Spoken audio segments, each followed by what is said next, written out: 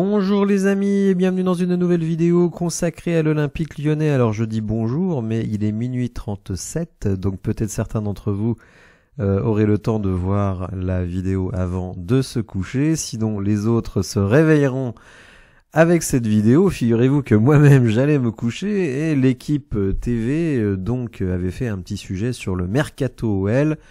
Le débat étant, est-ce que Lyon doit faire un gros mercato cet hiver ou pas? Alors faut dire que parmi les présents, on n'avait pas du très haut niveau, donc des réflexions à deux balles, complètement crétines. Mais malgré tout, il est à un moment de l'émission, un des intervenants a dit, attention, breaking news, demain article dans l'équipe. Et donc immédiatement, j'ouvre mes yeux en grand et mes oreilles, et on nous dit que l'Olympique Lyonnais a dévisé sur Clément Lenglet, que vous connaissez sans doute, hein, qui est actuellement sous contrat avec le Barça, mais prêté puisqu'il n'a pas vraiment convaincu au Barça. Donc je me dis tiens, je vais aller poster la news sur Twitter et sur ma chaîne YouTube. Et en allant sur Twitter, 5 minutes avant, Hugo Guimet, vous savez, le très très bien informé Hugo Guimet, donc nous présente quand même ça comme des infos, et lui il ne donne pas un mais 3 noms. Alors il confirme évidemment Clément Lenglet, hein, puisque évidemment l'info vient de lui. On va revenir un petit peu plus tard sur les profils des joueurs en question. Ressort non pas Guido Rodriguez, vous le savez, qui s'est fait une très grave blessure qui va l'éloigner des terrains pendant plusieurs mois, mais Rade Krunic, hein, du Milan AC, donc milieu de terrain qui moi me plaît énormément, hein. On va voir lui aussi son profil et surtout sa situation contractuelle. Et Benrahma, donc qui avait déjà été évoqué il y a quelque temps. Alors sur la photo, on nous a mis Ekitike. Je ne sais pas si Hugo Guimet était déjà un petit peu fatigué. Et je n'ai pas encore vu l'article complet de l'équipe, mais dans son tweet, Hugo Guimet nous dit donc Lenglet sondé, Krunic souhaité. Alors attention, sondé, ça ne veut pas dire qu'il va venir. Ça, ce sont des volontés de l'Olympique Lyonnais. Entre la volonté de faire quelque chose et la possibilité de le faire, parfois il y a un grand écart. Rappelez-vous cet été, on était à fond sur Guido Rodriguez, on s'est retrouvé avec Paul Akpoglu. Donc vous voyez parfois des intentions à la réalisation des intentions, il y a une distance. Et puis donc Benrahma, ailier, donc qui avait déjà été mentionné il y a quelque temps par Hugo Guimet, reste encore dans la danse. On va regarder les profils donc de ces trois joueurs pour voir un petit peu ce qu'on peut attendre et ce qui correspond vraiment aux besoins de l'équipe. Moi personnellement je crois que oui. Et il évoque également le dossier Ryan Cherki qui lui veut rester à l'OL malgré la volonté du club de le vendre cet hiver. Il faut dire que le dossier Ryan Cherki est un petit peu délicat vu que le joueur est sous contrat jusqu'en juin 2025, donc seulement 18 mois. Et évidemment, on n'a pas envie qu'il arrive au mois de juin en disant finalement je vais aller au bout de mon contrat. C'est un joueur qui a quand même une certaine valeur marchande. En plus, ce serait le bon moment de le vendre vu qu'il a réussi un gros match et que certains sont éblouis par ses performances en équipe espoir. Mais lui veut rester. Je pense qu'il comprend aussi que s'il n'arrive pas à être bon sur la durée, au lieu d'avoir peut-être un Chelsea, il va se retrouver avec un Fulham. Donc évidemment, il n'a pas intérêt à partir maintenant, puisque ses prestations n'ont pas été bonnes en première partie de saison, et plus vos prestations vont être peu impressionnantes, moins vous avez la chance d'obtenir un gros club. Pareil, s'il veut aller en Allemagne, il va choper un Hoffenheim et non pas un Dortmund. Donc vous voyez, c'est important pour lui, c'est vraiment pas le bon moment pour Ryan Cherki de partir, tout simplement parce que sa première partie de saison est une irrégularité, on va dire, assez constante. Là pour le coup, lui est constant dans l'irrégularité, font qu'il peut quand même inquiéter pas mal de clubs. Donc moi je pense qu'effectivement il y a très peu de chances que Ryan Cherki parte cet hiver. Donc on va regarder un petit peu la situation des trois joueurs majeurs voulus par l'OL. Donc Clément Langlais sondé. Alors sonder, ça veut dire Clément, est-ce que tu serais intéressé? West Ham, c'est peut-être pas terrible. Nous, regarde, on s'est remis la tête à l'endroit. On a besoin de quelqu'un en défense centrale, d'expérimenter. C'est juste un prêt. C'est jusqu'à la fin de la saison pour te relancer. Peut-être retrouver ta place au Barça, etc. Très sincèrement, ça peut être un discours que l'anglais peut tout à fait entendre, d'autant qu'il y a l'Euro. Donc s'il se montre un peu en France, s'il est bon avec l'Olympique Lyonnais, il a peut-être une infime, je dis bien infime, hein, parce qu'attention, je pense que là il s'est très très très éloigné de l'équipe de France. Mais en plus nous on prendrait pas un gros risque, puisque c'est quand même un joueur là pour le coup vraiment référencé, qui correspondrait à mon avis tout à fait à ce dont on a besoin, et qui viendrait pour un prêt. Donc pour un prêt, il y a franchement pas beaucoup de risques à recruter ce joueur en prêt de la part de Barcelone. On va regarder un petit peu donc sa situation contractuelle et ses stats de la saison. Alors Clément Langlais, on le connaît bien, hein, il a même été évidemment international. Donc défenseur central, gaucher, donc vraiment absolument parfait pour s'intégrer dans notre défense centrale. 1m86, hein, donc une bonne taille pour un DC. Mais vous allez voir que cette saison, c'est pas la joie pour lui, puisque donc il appartient à Barcelone, il est prêté à Aston Villa, et vous allez voir, il n'a joué qu'un seul match. Donc évidemment, c'est pas terrible. C'est quelqu'un qui est en train de sortir des radars. Donc peut-être que se montrer en France avec l'Olympique Lyonnais, qui a besoin d'un titulaire, soit parce que on n'est pas toujours très satisfait des prestations de Dejan Lovren, que celui-ci de toute façon sera suspendu pour les 2 premiers matchs de la saison. Les défenseurs centraux, ça prend des cartons, ça peut se blesser, etc. Donc finalement, avoir un Langlais titulaire et en prêt donc jusqu'à la fin de la saison, je pense que c'est gagnant-gagnant pour tout le monde. Donc c'est une possibilité qui, moi, ne me paraît pas complètement folle. On va regarder quand même des stats de l'anglais à l'époque où il jouait, et vous allez voir qu'on a quand même quelqu'un de qualité. Alors si cette saison, il a un peu perdu sa place, la saison passée, vous voyez d'ailleurs sur sa heatmap, hein, vraiment c'est quelqu'un qui occupe énormément son côté gauche, que ce soit au milieu ou dans l'aile. Il a joué 26 matchs, il a été titulaire 24 fois, 78 minutes de temps de jeu moyen. Donc il était vraiment dans les plans du coach la saison passée. Il a réalisé 2 passes décisives. Bon, vous me direz, pour un DC, c'est pas vraiment ce qu'on attend. En termes de précision, 87% global, 81% dans son camp, 91%, pardonnez-moi, et 79 dans le camp adverse, à peu près un ballon long sur 2 réussi, ce qui est quand même pas mal, 3 par match, donc ça c'est bien. Eh bien dans les duels, évidemment, un joueur expérimenté, et avoir 56% de duels gagnés en première ligue, qui est non seulement le meilleur championnat du monde, mais en plus un des plus physiques.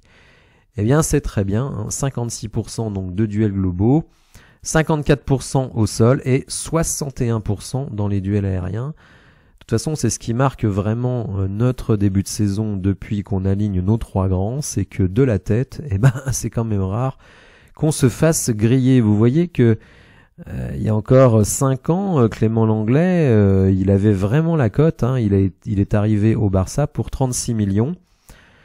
Alors, il a que 28 ans, je pense qu'il n'est pas cramé. Aston Villa, c'est devenu une très très grosse équipe, hein, coachée par Unai Emery, et qui brille dans le championnat d'Angleterre, hein, je crois qu'ils sont encore top 3, et donc on n'a pas affaire à un joueur vraiment sorti de rotation parce qu'il est nul, non, c'est tout simplement parce qu'il n'est plus dans les plans du coach. Donc moi, c'est une piste qui ne me paraît pas folle, loin de là. Évidemment, il parle français, donc 0 problème d'intégration. Donc Clément Langlais, ça me paraît une piste tout à fait cohérente. Après, il y a le salaire, évidemment. Vous savez qu'on a déjà des très très gros salaires. Ça va pas être facile de se mettre d'accord. Est-ce que lui, Il a envie de venir en Ligue 1, c'est pas certain, mais bon, en tout cas, sur le papier, c'est pas fou. Alors si l'anglais pourrait arriver sous forme de prêt, je pense que Rade Krunic, lui, viendrait dans le cadre d'un transfert, hein, parce que je ne vois pas pourquoi le Milan AC nous prêterait Rade Krunic. Bon, qu'on avait déjà bien étudié, si l'on peut dire, puisqu'il était fortement question qu'il vienne cet été. En tout cas, il était sur les tablettes de l'Olympique Lyonnais. Et moi, je dois dire que c'est un joueur que j'apprécie énormément. Donc évidemment, je ne serais pas fâché qu'il signe avec nous. L'intérêt de ce joueur, c'est qu'il a 30 ans. Il n'est pas du tout cramé, loin de là. C'est un joueur important. Il lui reste, comme Ryan Cherki, 1 an et demi de contrat. Donc peut-être que le Milan AC serait peut-être enclin à le laisser partir, on va dire, pour en tirer quand même un prix intéressant. Vous voyez que sa valeur actuelle est de environ 10 millions d'euros. Bon, des joueurs à 10 millions, pour l'Olympique Lyonnais aujourd'hui, c'est des joueurs plutôt importants, puisque sur d'autres profils, on est plutôt aux alentours de 5 millions. Donc moi, personnellement, Rade Krunic, je signe dès demain, hein, ça, il n'y a pas de souci.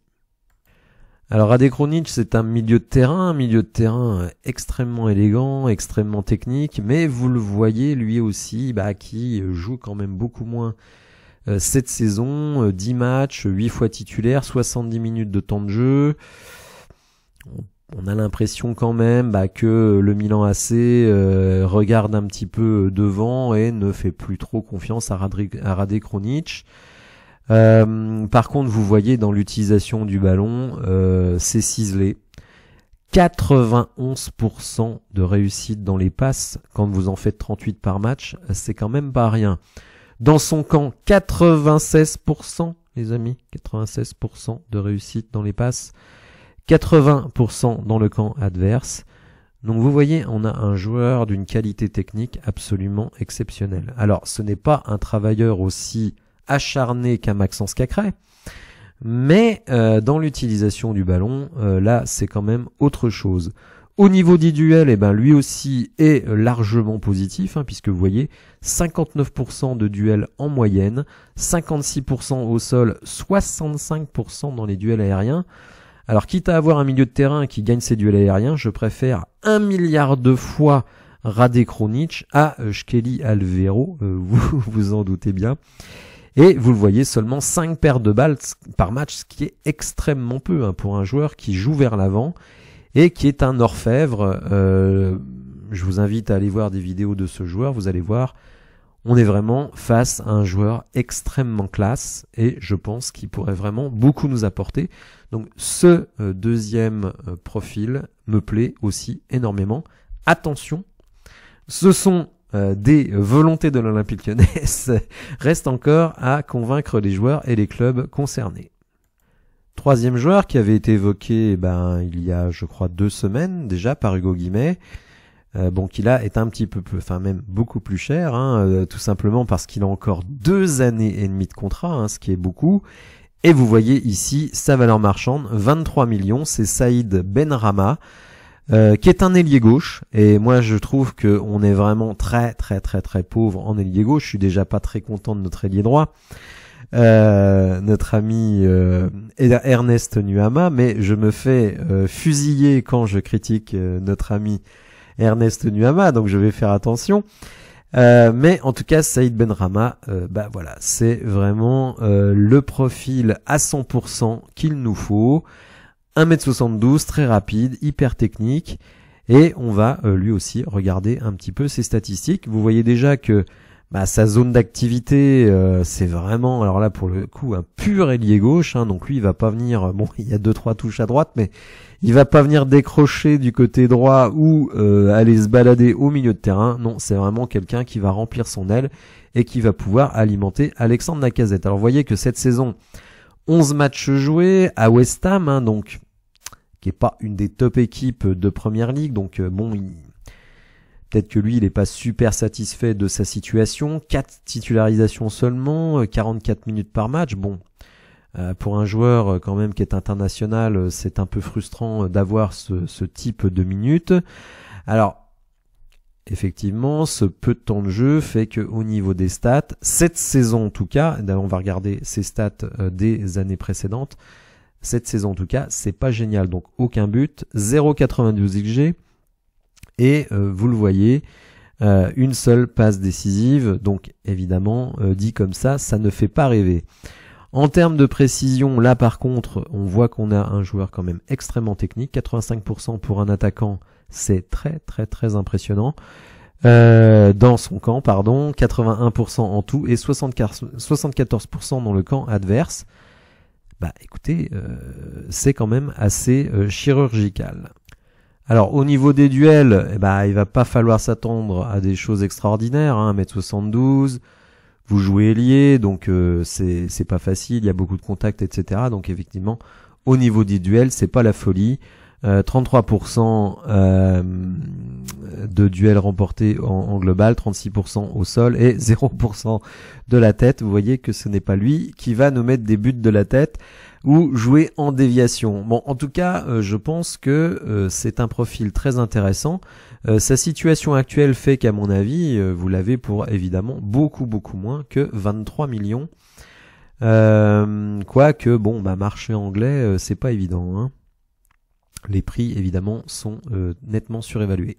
Si on prend ses stats de l'année dernière, puisque lui aussi fait partie de ces joueurs qui sont un petit peu sortis des rotations, on va voir toujours une heatmap où il occupe vraiment son flanc gauche et on a besoin de ça. Je n'arrête pas de râler parce qu'on ne remplit pas nos ailes, hein, que ce soit Nuama ou évidemment Cherki quand il jouait ailier gauche. D'ailleurs, la présence de ce joueur et d'un Rade Krunic derrière pourrait peut-être nous permettre de jouer plus souvent en 4-2-3-1. C'est-à-dire remettre Ryan Cherki en numéro 10, Cacré ou Tolisso avec Krunic devant la défense, et d'avoir deux ailiers et Lacazette pour finir les occasions. Donc l'année dernière, il a joué 35 matchs, 22 fois titulaire, 60 minutes à peu près de temps de jeu, 6 buts, hein, donc vous voyez que là, il était quand même assez efficace, 3 passes décisives. En termes de précision, 82%, 87% dans son camp, 71% dans le camp adverse. Hein, ça c'est quand même très bien pour un joueur qui joue à ce poste. Et en termes de duel, il était plus présent avec 41%, dont 42% au sol. Donc vous voyez, un joueur quand même assez intéressant, bon, qui pour moi ne vaut pas 23 millions, hein, attention. Mais si vous pouvez avoir ce joueur qui a quand même encore 2 années et demie de contrat pour une dizaine de millions, là je pense que c'est un très bon deal. Voilà les amis, n'hésitez pas à me dire dans les commentaires ce que vous pensez de la faisabilité de ces transferts. Est-ce que vous appréciez ces profils? Est-ce que vous pensez qu'ils vont vraiment améliorer l'équipe? Si vous avez apprécié la vidéo, n'hésitez pas à la liker, à vous abonner à la chaîne et je vous dis à bientôt pour de nouvelles infos. Merci, au revoir.